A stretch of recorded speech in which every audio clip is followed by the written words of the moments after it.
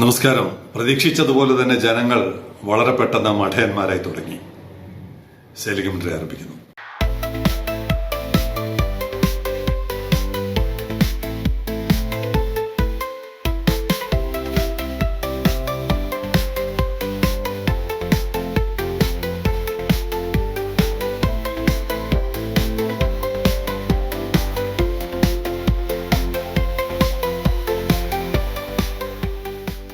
തമിഴ്നാട്ടിൽ പുതിയ തെരഞ്ഞെടുപ്പ് നടത്തണം എന്നുവരെയുള്ള ആവശ്യം ഉയർന്നു കഴിഞ്ഞു. കാരണം എന്താണ്?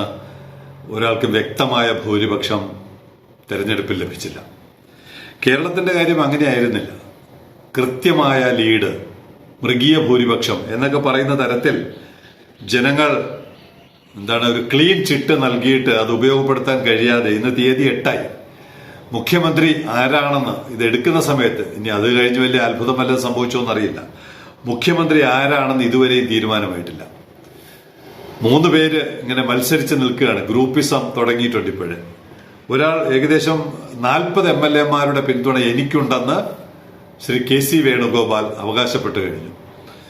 ഞങ്ങൾ ഈ കരുണാകരന്റെ കാലം മുതലുള്ള ഗ്രൂപ്പിസം, കോൺഗ്രസിന്റെ ഈ ഗ്രൂപ്പിസം, അതിൽ UDF വഹിക്കുന്ന പങ്ക്, ഇതെല്ലാം നേരിട്ട് കണ്ട് മാധ്യമപ്രവർത്തനം നടത്തിയവരാണ്. വാസ്തവത്തിൽ ആ സമയത്തൊക്കെ ഇവരുടെ സമയം മുഴുവൻ ഗ്രൂപ്പ് വഴക്കുകൾ തീർക്കുന്നതിനായിരുന്നു. അതിന്റെ ഭാഗമായിട്ട് കരുണാകരനെ അധികാരത്തിൽ നിന്ന് ഓടിക്കുന്നു. അത് കഴിഞ്ഞ് ശ്രീ AK ആന്റണി വരുന്നു. AK ആന്റണിയുടെ 2ാമത്തെ ടേമിൽ അദ്ദേഹത്തെ ഓടിക്കുന്നു. അത് കഴിഞ്ഞ് ഉമ്മൻചാണ്ടി വരുന്നു. ഉമ്മൻചാണ്ടിയുടെ 2ാമത്തെ ടേമിൽ അദ്ദേഹത്തെ ഓടിക്കാൻ ശ്രമിച്ചതിന്റെ ഭാഗമായിട്ടാണ് നമ്മളിപ്പോൾ ഇങ്ങനെയൊക്കെ സംസാരിക്കേണ്ടി വരുന്നത്. അതിന്റെ കൃത്യ കാര്യങ്ങൾ സെലികമെന്ററി അല്ല, ഞാൻ ഒരു പുസ്തകം എഴുതുന്നുണ്ട്. പുസ്തകത്തിൽ ആ കഥയൊക്കെ വരുന്നുണ്ട്. ഇവിടെ ഇതാണ് മലയാളികളുടെ ഏറ്റവും വലിയ ഗതികേട്. ഇത്രയും ദിവസമായി 4-ാം തീയതി കൃത്യമായ കണക്കുകളെല്ലാം പുറത്തു വന്നു. 5-ാം തീയതി വേണ്ട, 6-ാം തീയതിയെങ്കിലും, കാരണം ഒരു ദിവസം പോലും പാഴാക്കാൻ കേരളീയർക്ക് അല്ലെങ്കിൽ മലയാളികൾക്ക് പറ്റുന്നതല്ല ഇന്നത്തെ സാഹചര്യം. വളരെ പെട്ടെന്ന് കാര്യങ്ങൾ തീരുമാനിച്ച് നടപടിക്രമങ്ങൾ പൂർത്തിയാക്കി എന്തൊക്കെയാണ് ചെയ്യേണ്ടത് എന്നുള്ള ചർച്ചകളിലോട്ടോ തീരുമാനങ്ങളിലോട്ടോ കടക്കേണ്ട, ഏറ്റവും കുറഞ്ഞത് നമ്മുടെ ഗേറ്റ് തുറക്കുന്ന വിഷയമെങ്കിലും ഫസ്റ്റ് അജണ്ടയിൽ വരേണ്ടതായിരുന്നു. അതിന് അജണ്ടയിൽ ഇരിക്കേണ്ട ആളുകൾ ആരാണെന്ന് എന്നുപോലും ഇതുവരെയും തീരുമാനമായിട്ടില്ല. ഇവിടെ ഒരു കാര്യം, ഈ UDF അധികാരത്തിൽ വരുമ്പോൾ നടത്തുന്ന പ്രവർത്തനങ്ങളുടെ ഒരു ഉദാഹരണം, അവർക്ക് ഭരണമല്ല വലുത്, അവർക്ക് ജനങ്ങളല്ല വലുത്, അവരുടെ സ്വന്തം കാര്യങ്ങളാണ്. ഒരു മന്ത്രി, UDF ഗവൺമെന്റിൽ ഉണ്ടായിരുന്ന ഒരു മന്ത്രി അദ്ദേഹത്തിന്റെ വെപ്പാട്ടിയെ സന്ദർശിക്കുവാൻ 20 തവണയാണ് വിമാനത്തിൽ കയറി ചെന്നൈയിലോട്ട് പോയത്. കൃത്യമായ രേഖയുണ്ട്. രേഖ സംബന്ധിച്ച ചോദ്യങ്ങൾ ചോദിച്ചിട്ട് മറുപടി തരാത്ത, എന്തിനു പോയെന്നുള്ള, അങ്ങനെ പോകേണ്ട ഒരു കാര്യമില്ലാത്ത വകുപ്പാണ് അദ്ദേഹം ഭരിച്ചുകൊണ്ടിരുന്നത്.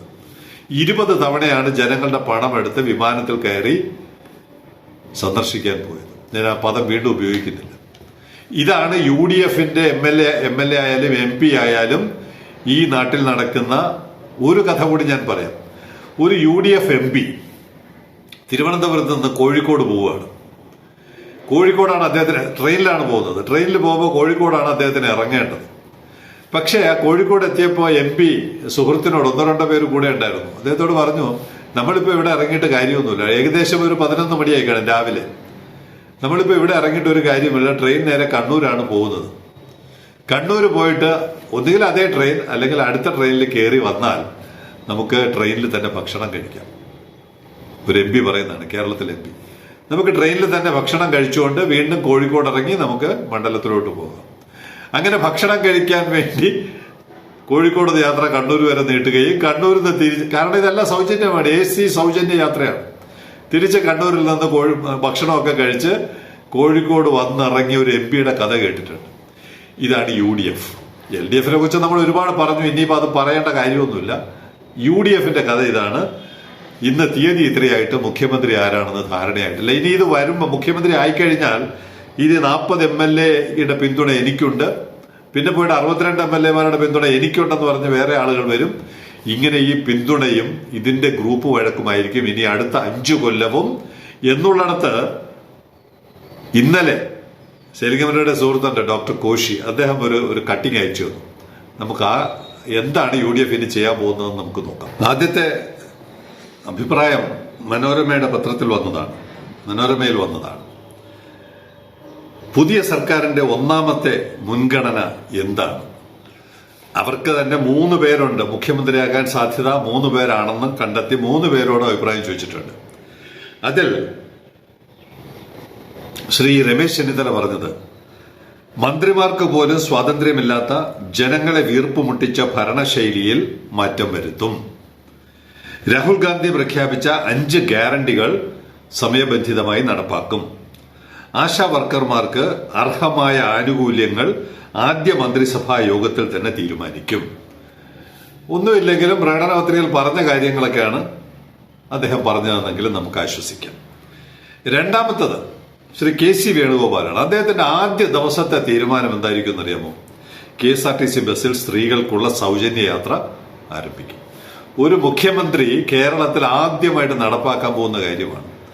പൊട്ടിപ്പൊളിഞ്ഞ് പാളീസായി കിടക്കുന്ന KSRTC എന്ന് പറയുന്ന പ്രസ്ഥാനത്തെ കുത്തുപാള എടുത്ത് ഇനി എങ്ങോട്ടാണ് വിടേണ്ടത്, പാതാളമെന്ന് പറയാൻ പറ്റില്ല, അതിനപ്പുറം പോകേണ്ടിയിരിക്കുന്ന ഒരു സ്ഥാപനത്തിൽ സൗജന്യ യാത്ര പ്രഖ്യാപിക്കാൻ ഒരു മിടുക്കും ആവശ്യമില്ല, ഒരു ബ്രില്യൻസും ആവശ്യമില്ല. ചുമ്മാ അങ്ങ് പ്രഖ്യാപിച്ചാൽ മതി.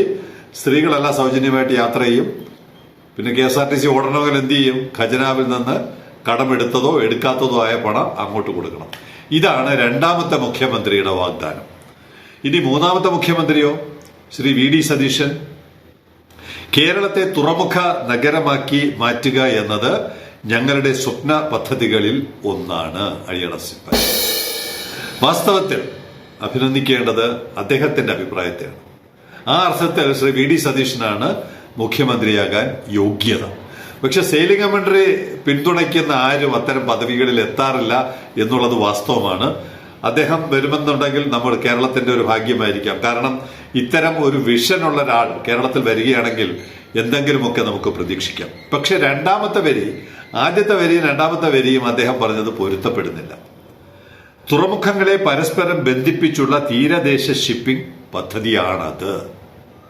ഏതാണ്? കേരളത്തെ തുറമുഖ നഗരമാക്കി മാറ്റുക എന്നത് ഞങ്ങളുടെ സ്വപ്ന പദ്ധതികളിൽ ഒന്നാണ്. അപ്പൊ അതിന്റെ വിശദീകരണമാണ്. എങ്ങനെയാണ് സ്വപ്ന പദ്ധതികളാവുന്നത്? തുറമുഖങ്ങളെ പരസ്പരം ബന്ധിപ്പിച്ചുള്ള തീരദേശ ഷിപ്പിംഗ് എന്ന് പറഞ്ഞാൽ ഗുജറാത്തിൽ നിന്ന് കറങ്ങി തിരിഞ്ഞ് കൊച്ചിയിലും തിരുവനന്തപുരത്തും വരിക, കൽക്കട്ടയിൽ നിന്ന് കറങ്ങി തിരിഞ്ഞ് കൊച്ചിയും തിരുവനന്തപുരത്ത് വരിക, തിരിച്ചു പോവുക. ഏറ്റവും കൂടുതൽ വരുന്ന ടൈൽസ് ആണ് ഗുജറാത്ത്. ഞാൻ പലപ്പോഴും ട്രാക്കിങ്ങിൽ നോക്കുമ്പോൾ ആ കണ്ടെയ്നറിന്റെ കളർ കണ്ടാൽ അറിയാം ഇത് ഗുജറാത്ത് കണ്ടെയ്നറാണ്. അങ്ങനെ കുറെ കണ്ടെയ്നറുകൾ ഇവിടെ കൊണ്ടുവന്ന് തിരിച്ച് കണ്ടെയ്നറുകൾ വിടുന്ന ജോലി ചെയ്യുമെന്നാണ് ശ്രീ VD സതീശൻ പറഞ്ഞത്. നിങ്ങൾ പറയുന്ന കാര്യങ്ങൾ എന്താണ്? കാരണം ഇത് 3-3.5 കോടി വരുന്ന ജനങ്ങളിൽ വളരെ മിടുക്കരായ ഒരു വലിയ വിഭാഗം ജനങ്ങളുണ്ട്. ഇത്തരം കാര്യങ്ങളൊക്കെ അറിയാവുന്നതാണ്. പിന്നെ ഇതൊക്കെ പഠിച്ചു വരുന്ന യുവ തലമുറയുണ്ട്. ഇവരുടെയൊക്കെ മുമ്പിലാണ് നിങ്ങൾ സംസാരിക്കുന്നതെന്ന് ഓർക്കണം.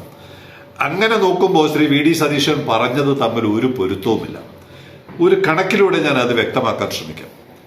2013-14 കാലം മുതൽ 2024-25 കാലം വരെ ഏകദേശം 12 വർഷക്കാലത്ത് നമ്മുടെ കൊച്ചി തുറമുഖം കൈകാര്യം ചെയ്ത കണ്ടെയ്നറുകളുടെ ശരാശരി കണക്കെടുക്കുമ്പോൾ ഒരു മാസം കൈകാര്യം ചെയ്തത് 49,327 കണ്ടെയ്നറാണ്. 49,000, 50,000 പോലും ഇല്ല. ശരാശരിയാണ്. ചില മാസങ്ങളിൽ 50, 60, 80 വരെയൊക്കെ വന്നിട്ടുണ്ട്. പക്ഷെ ശരാശരി നമ്മൾ ഈ പറഞ്ഞ പീരീഡ് എടുക്കുമ്പോൾ 49,327. അത്രയും കണ്ടെയ്നറുകൾ ഹാൻഡിൽ ചെയ്തതിന്റെ ഇമ്പാക്റ്റ് ആണ് കാസർഗോഡ് മുതൽ തിരുവനന്തപുരം വരെ നമ്മൾ കാണുന്നത്. തുറമുഖവുമായി ബന്ധപ്പെട്ട് കേരളത്തിൽ എത്ര പേർ, തുറമുഖവുമായി ബന്ധപ്പെട്ട് നേരിട്ടല്ല, ഈ കണ്ടെയ്നറുകൾ ഉൽപ്പാദിപ്പിക്കുന്നതിലൂടെ എത്ര പേർക്ക് ജോലി കിട്ടി, ചരക്ക് ഉൽപ്പാദിപ്പിക്കുന്നതിലൂടെ എത്ര പേർ ജോലി ചെയ്യുന്നു, ആ കണക്ക് പരിശോധിക്കുമ്പോഴാണ് ഇവിടെ 12,96,743 കണ്ടെയ്നറുകളാണ് TRV ഒരു വർഷം ഹാൻഡിൽ ചെയ്തത്. ശരാശരി 1,03,000, 1,04,000 കണ്ടെയ്നറാണ് ഒരു മാസം. അപ്പോ ഒരു തുറമുഖത്തിൽ 1,00,000-ലധികവും മറ്റേ തുറമുഖത്ത് 50,000 കണ്ടെയ്നറുകൾ ഹാൻഡിൽ ചെയ്ത, ഇതെല്ലാം തീരദേശം വഴിയാണ് കൂടുതൽ വന്നിരിക്കുന്നത്. ഇവിടെ വന്നതിലാണ് 50% മുകളിൽ വിദേശ ട്രാൻസ്ഷിപ്മെന്റ് നടന്നത്. അപ്പൊ ഈ 1,00,000-ഉം 1,50,000-ഉം ഒക്കെ ഹാൻഡിൽ ചെയ്തതിന്റെ ഇമ്പാക്റ്റ് ആണ് ഇന്ന് കേരളം കണ്ടുകൊണ്ടിരിക്കുന്നത്. എത്ര പേർക്കാണ് തൊഴിൽ കിട്ടിയത്? കൊച്ചി തുറമുഖവുമായി ബന്ധപ്പെട്ട് എത്ര പേർക്ക് കിട്ടി? TRVയുമായി ബന്ധപ്പെട്ട് ഈ റോഡിന് പുറത്ത്, ഗേറ്റിന് പുറത്ത് എത്ര പേർക്ക് ജോലി കിട്ടി?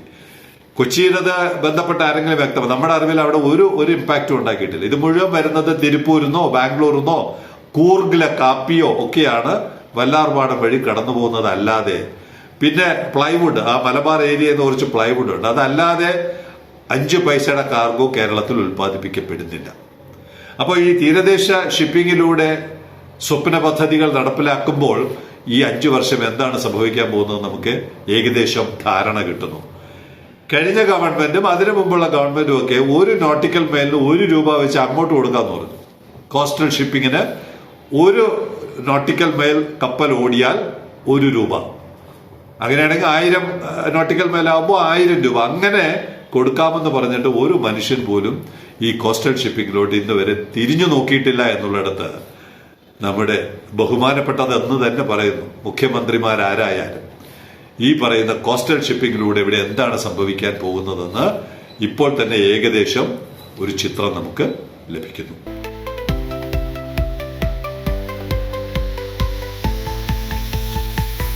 മന്ത്രിസഭ രൂപീകരിക്കുന്നതിന് മുമ്പ് വെറുതെ കുറ്റം മാത്രം പറഞ്ഞു പോവുകയല്ല, ഒരു സൊല്യൂഷൻ കൂടി മുന്നിൽ വെച്ചിട്ടാണ് ഇന്നത്തെ സെയിലിംഗ് കമന്ററി അവസാനിപ്പിക്കുന്നത്. ഏകദേശം 30,000 ഏക്കർ സ്ഥലം കേരളത്തിന്റെ മലയോര മേഖലയിലൊക്കെ ലഭ്യമാണെന്ന് ശ്രീ ഡോക്ടർ രാജമാണിക്യം കമ്മിറ്റി കണ്ടെത്തിയിട്ടുണ്ട്. He issued orders for the resumption of nearly 30,000 acres of land. Revenue ഭൂമിയുണ്ട്. ആ ഭൂമിയാണോ ഇനി ഏത് ഭൂമിയെന്ന്, ഇവിടെ എന്തായാലും കേരളത്തിൽ ഭൂമിയുണ്ട്. ഓരോ ജില്ലയിലും നിങ്ങളൊരു സ്പെഷ്യൽ ഇക്കണോമിക് സോൺ ഉണ്ടാക്കി കൊടുത്താൽ മതി, വേറെ ഒന്നും ചെയ്യണ്ട. നിങ്ങളൊരു സ്പെഷ്യൽ ഇക്കണോമിക് സോൺ ഉണ്ടാക്കി ലോക്കൽ പഞ്ചായത്തിന്റെ, ലോക്കൽ പൊല്യൂഷൻ കൺട്രോൾ ബോർഡിന്റെ, ലോക്കൽ പോലീസിന്റെയും ലോക്കൽ പിരിവുകാരുടെയും ശല്യത്തിൽ നിന്ന് മോചിതരായ ഒരു 100 ഏക്കറോ 200 ഏക്കറോ സ്ഥലം ഓരോ ജില്ലയിലും കണ്ടെത്തി കൊടുത്താൽ, കൊച്ചിയിൽ ഒരു അല്പം കൂടുതൽ കണ്ടെത്തണം, തിരുവനന്തപുരത്ത് അതിനേക്കാൾ അല്പം കൂടുതൽ കണ്ടെത്തണം. അങ്ങനെ കണ്ടെത്തി കൊടുത്താൽ ലോകം മുഴുവനുമുള്ള വ്യവസായികൾ ഇവിടെ വന്ന് നിക്ഷേപം നടത്തി ഉൽപ്പാദിപ്പിച്ച് നമ്മുടെ തുറമുഖങ്ങൾ വഴി കയറ്റിവിടും. അങ്ങനെ കയറ്റിവിടാൻ തീരുമാനിച്ചാൽ കേരളത്തിലെ എല്ലാ ജില്ലയിലും തുറമുഖങ്ങൾ ആക്റ്റീവാകും. ഇങ്ങനെ ഇത്തരം പഠനങ്ങൾ നടത്തിയാൽ മാത്രം പോരാ. ഈ 30,000 ഏക്കർ എന്നുള്ളത് ഹൈക്കോടതിയിലും സുപ്രീം കോടതിയിൽ പോയി തോറ്റുകൊടുക്കുന്ന പബ്ലിക് പ്രോസിക്യൂട്ടർമാരാണ് നമുക്കുള്ളത്. അപ്പൊ ഈ കൂട്ടുകച്ചവടങ്ങൾ മനസ്സിലാവുന്നുണ്ടല്ലോ.